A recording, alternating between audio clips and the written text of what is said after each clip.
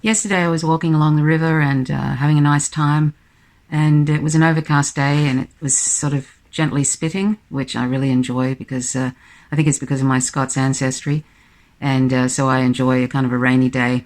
Anyway, so I was walking past the jetty, one of the many jetties on the Huon River, and it was very quiet around, and I saw this man fishing, young man.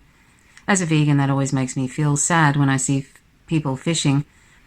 I'm not really sure if they're looking for solitude and they think that they need to be doing some activity, but that's often what I see when I see people gathered together fishing, particularly men gathered together on jetties fishing.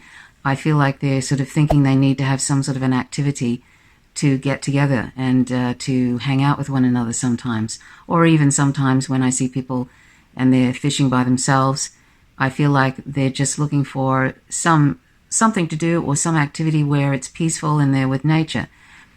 It's sad, though, that we seem to think that we have to be engaged in some sort of an activity which involves taking the life of another sentient being, which is what fishing is. It's sort of an entertainment, and it's something that we think that we're also getting down to grassroots in that we're providing ourselves with food, although that sort of means taking the life of some sentient being who is just enjoying being in the water and looking for his or her own food, and then happens to come across a unfortunate baited another sentient being like a worm or a prawn or something, and then ends up on that line with a hook in their mouth, and they're being ripped along and ripped out of their home onto a very foreign and completely inappropriate situation, meaning they're suddenly then not able to breathe, and then they suffocate slowly as they're flipping around, trying to get back into the ocean, back into their home, back into the river. They're flipping around and desperate for life. And then they end up sort of having their throats cut, if they're lucky, so that they don't suffocate slowly on the deck. And then they eventually end up on somebody's plate. 5 or 10 minutes later, they're gone. So their whole life was really basically taken away for a few minutes or few moments of palate pleasure, and then that was it. And something that we don't even need to eat, and we don't even need to have any of those products at all to survive. And in fact, at the rate we're doing so, we're basically wiping out the ocean till eventually, or the rivers, and eventually by 2048, we won't have any fish left in the oceans, according to science, because the population is growing and growing and growing, and we're basically in overshoot and collapse, and we're taking everybody else with us. So if you look at seaspiracy.org, you'll find out what exactly we're doing to the ocean. But I'll get back to this incident that happened to me on the river, and how I felt about it as a vegan. So we walk past this man, and I always think to myself, I hope that they don't catch any fish, and then I hope that they realize this is not necessary and that they abandon that activity and become vegan. That's what I think to myself anytime I see anybody who is, fishing, or even people that are just eating animal products. I have these thoughts. So we were walking by, and I thought, well, it's very rare to actually ever see anybody catching any fish on that jetty. So I was thinking, it's okay. He's probably not going to catch anything. And then I heard this sort of flopping around sound. We were about 40 feet past the jetty, and then I heard this kind of flopping, banging kind of sound happening, and I thought, what's that? And I looked around, and he had caught a fish, and it was flopping around on the jetty. The silver flashings of this fish was flopping around, and I immediately just felt this terrible sort of like as if somebody had kicked me in the chest. Now, if you are not vegan, you may not be able to identify with that feeling, because you probably don't see fish as having, sentience, having self-awareness and a love of life. You may not see them as individuals either. You just see them as a resource, as food. And of course, that's how we've been brought up to think about fish and about other about other animals who end up on our plates or on our backs, or whom we use for entertainment and so forth. You've been taught, as I have, when I arrived on this planet as a baby, right from the word go, you have been taught that they are here for us and that they're lesser in some ways, even though you might live with a dog or a cat whom you love and you see them as an individual, but they're sort of being selectively chosen in your mind because society has told you that they're sort of family members, because capitalism wants you to buy products for them and all of that. our society has been geared around people purchasing products for animals and purchasing animals and breeding them into existence to use and all of that. So we have selective ideas about cats and dogs and animals like that are here, that have been bred into existence for us to have as companions, that sort of thing. But they're still considered property. But then there's other animals who we've selectively chosen as whom we think are food. They're things, they're resources for us to use. We think of them as food, but really they're actually, a lot of it is detrimental for our health, particularly in the amounts that we eat them, these animal products, whether they be meat, dairy, eggs, and so forth. So we've separated those two groups, and we think that one is special and the other group is here for us to use as resources, as food, clothing, entertainment, and other reasons. But the thing is that they're all the same in that they're all sentient, just like we are, and they love life and do not want to die. So, what we have put aside arbitrarily in different categories, really, it's all in our head because they're all sentient and they love life. So here's this fish, and because we don't see fish, they don't have any recognizable emotions, and we don't, because we can't recognize any emotions because they don't look like us. They don't, if they make vocal noises, they don't sound like us. They don't have the same likes and dislikes that we do, meaning they don't. They're not involved in all the technology and all these different things that we've surrounded ourselves in, even though we're just animals who really are just like they are. But we've surrounded ourselves with all this clutter and technology, and we've made our lives very complicated.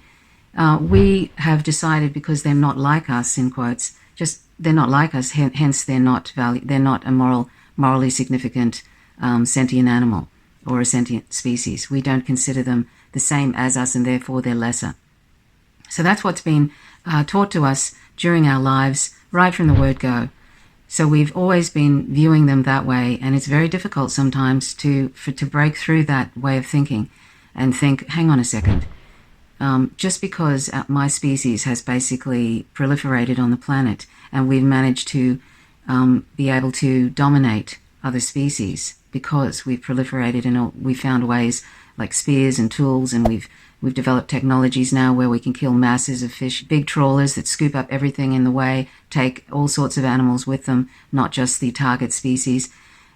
We've developed all these ways of, over the centuries, over the thousands of years, of continuing to dominate and to kill more and more other animals on the planet and destroy their habitats as well and all that kind of thing.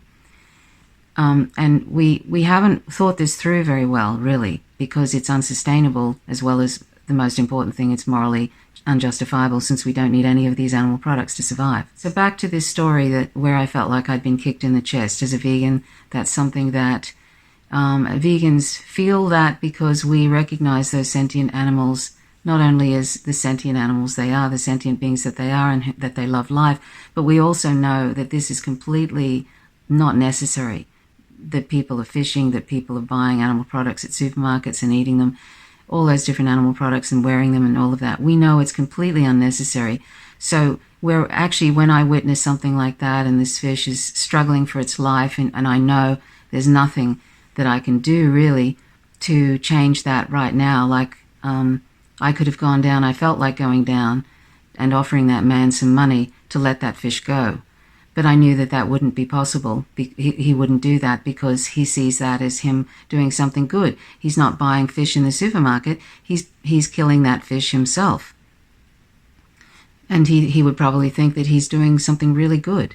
And also he's providing food. He thinks it's food, and he's providing food for his evening meal, a fresh fish. He doesn't even look past what he's doing because he sees that animal as a resource. He doesn't see that animal as a sentient being who loves life just like we do, and was just minding his own business, trying to get his dinner for the evening, and then he ends up flopping around, suffocating on a jetty for somebody who is just probably, for the most part, is probably just doing this as entertainment and feels like he's actually being really, really down to earth by killing this fish for his dinner, kind of thing. So he thinks he's doing something good, and he thinks he's doing something that's actually not having to go to a supermarket. So he's getting something for free, and yet he's actually taking somebody's life for a few minutes of palate pleasure. Vegans can see that all of this is unnecessary. So all this suffering and killing is completely unnecessary. And also, in the end, it's destroying the planet. And it's also, in some ways, spiritually depleting us all, because here we are involved in all this killing, or we're getting somebody else to do the killing for us. How many times have we had some slaughterhouse worker who's probably poor and a migrant having to be in a dreadful situation, killing every second of every day, blood everywhere, animals screaming and terrified. And we're not involved in that. And then this animal who was once enjoying life, who didn't want to be bred into existence by the billions. And we are putting all of those animals and those slaughterhouse workers and all of those, all the environmental destruction, all for a few moments of palate pleasure. So anyway, I felt like going down and offering him some money, but I knew he probably thought he was doing something really good for himself, and he probably felt pretty good about it, and I knew he probably wouldn't take the money, he wanted the fish. So I didn't do that. Also, I mean, he's going to continue on fishing if if I'm not able to engage in some discussion with him about veganism. So the only thing I could think to do, really, and this was something that was just spontaneous, and I normally don't do that, really. I'd rather engage in a discussion with someone, except that I didn't really think it was going to make any difference anyway. He probably would have thought I was being harassing if I'd walked back and talked to him about veganism at that time. So what I felt like doing, what I did, which was all I could think to do, is I turned around and there's rain coming down, and I just yelled out in a calm way, but I just yelled out, "Let him go, let him go." That was all I could think to say, really. And my partner also turned around and said, "Let him go, let him go." And I was hoping that maybe somewhere down the track, I knew that wouldn't happen. He was bending down, and I think he was getting this fish off the hook and probably going to just let him die suffocating on the jetty. Maybe he did let him go, I don't know. I don't think so. But I thought maybe he might remember that two people walking down the road in the rain, and they turn around and they sort of call out, "Let him go." And I'm hoping that one day, it might even be a year away, it might be 10 years away. I mean, we weren't being aggressive about it, we were just imploring to his sense of, to the inner sense of humans, which they don't really, underneath it all, humans, we've been taught to love violence, but really, you only have to see how soldiers are when they come back from war and they've been involved in stuff that they never want to speak of. It's not a natural thing for us to really love violence. It isn't really. We've been kind of conditioned that way more and more throughout time to look at animals as nothing, as things, and the violence that we do to them as necessary, in quotes, and necessary evil and all that sort of thing. We've been conditioned to think that way about them. And yet if somebody sees an animal that's being hurt on the side of the road, people will intervene to stop that from happening. So we know we don't really like violence towards animals. We don't. If we're put in the position where we see somebody being abusive to an animal, doesn't matter what species, we have a problem with that, and we sometimes try and intervene. So anyway, I'm hoping that one day he looks back at, when he thinks about that, he remembers these two anonymous people who are down the road calling out, "Let him go," and then turning around and walking on. I hope that he thinks about that and maybe something clicks. I know one day, many years ago, many years ago when I was quite young, I remember asking someone who was vegetarian. Now, vegetarian is not veganism, so I'm not promoting vegetarianism. It still involves eating, wearing, and using animals, and eating, wearing, and using animal products. So it still involves great violence. But I said to them one day, I said, "Why don't you eat fish?" And she said, "Because they're a mussel in the sea." Now, that doesn't really make sense. They're a mussel in the sea. But I knew what she meant by that, meaning they were another animal. They may not be walking around on land, but they're another animal. So I knew what she meant, and I always remembered that. It was just one sentence she said, and I always remember that. It took me a long time to get beyond vegetarianism, to become vegan, and that's the only regret I have about it, but I remember that so well. It's stuck in my mind decades later. And that's what I hope sometimes when you say different things to people, even something like yelling out, "Let him go," that might stick in his mind, and then one day he thinks about that and thinks, "What am I doing? What am I doing? I don't need to eat this. I don't need to do this activity." these animals are sentient. Maybe one day he will see that. And that's why I said it. That's why I hope that that will resonate somewhere in him. I remember he looked up as he was bending down and looked up and heard us saying that. And he might have just thought, what a couple of nutters, or he might have found that very irritating.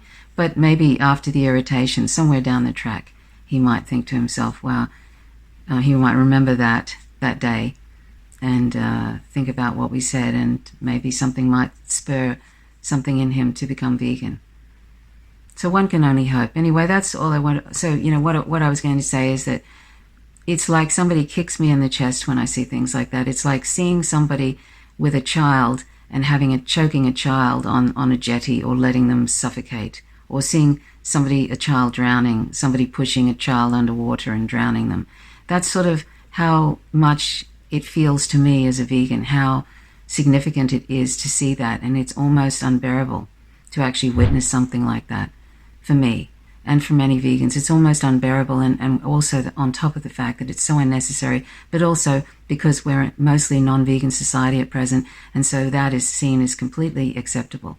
And I have no rights in many ways because of how things are structured, how animals are legally viewed as property. I have no rights to go down and take that off him and throw that fish back into the sea. And that's not going to make any difference for the widespread belief that animals are property. And that's why vegan education is so important, because we need to actually change inside what we feel about non-human animals. We need to change our view about them so that we see them for the sentient beings that they are, and then we stop using them. And then we'll have a much more peaceful planet, and everybody who believes in non-violence should become vegan. Everybody who believes in justice should become vegan, because justice is not exclusive.